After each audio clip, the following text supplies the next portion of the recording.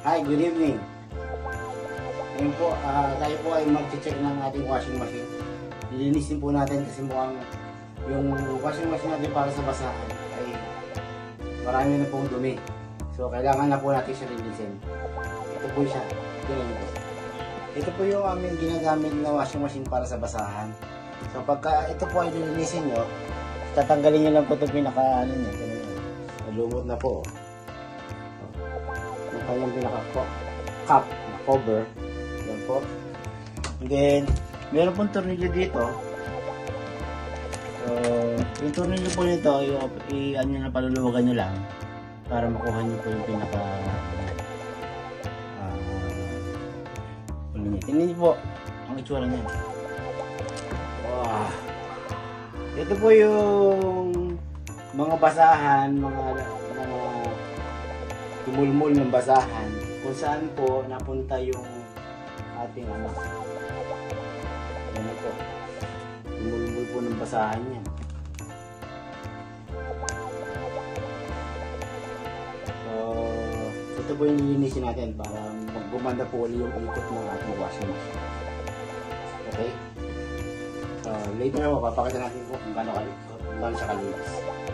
Bago ulit tayo maglaba. Gagamitin po kasi natin yung washing machine para sa mga basahan. Maglalaba ulit ako. Okay. Yun. Nakapag-finish na ako, nabasa. So, ito na po yung ito na po yung clean na tab ng washing machine. Yung cover niya, then ito rin po yung panglalim niya. So, compare po kanina, sobrang dami kanina ng himulmul dito. So, kung kayo po ay may ganong klase ng washing machine, madali na naman po siyang i-PM o linisin para mas tumagal pa po yung washing machine ito. Ito po washing machine po namin ngayon lang po siya nalinis ng ganyan. Almost ilang years na po. 10 years na po yung washing machine namin. Hindi pa naman po nasisira. Ito na po ay ginagamit namin pang basahan. Okay. So, ganun po. So, malinis na po siya. Kakabit na po natin sa original ng set. Thank you for watching. Ito na po, naibalik na natin yung ating takip para sa ating washing machine. Nalagay na rin po natin yung tornilyo. Malinis na po yan. Gaganda na po yung ikot niyan. Pag umikot na po siya, maganda po, matining na.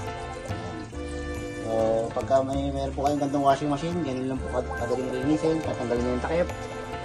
Puhugutin nyo, titignan nyo yung lalim. Kung ba dumi, lilinisin nyo.